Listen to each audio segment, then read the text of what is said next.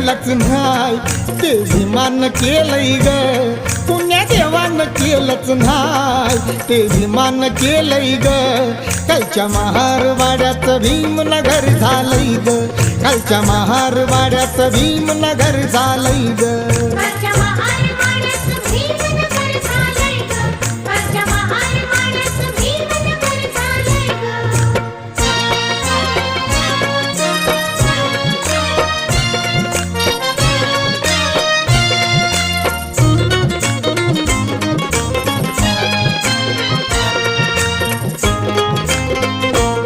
शिक्षणाच्या जोरावर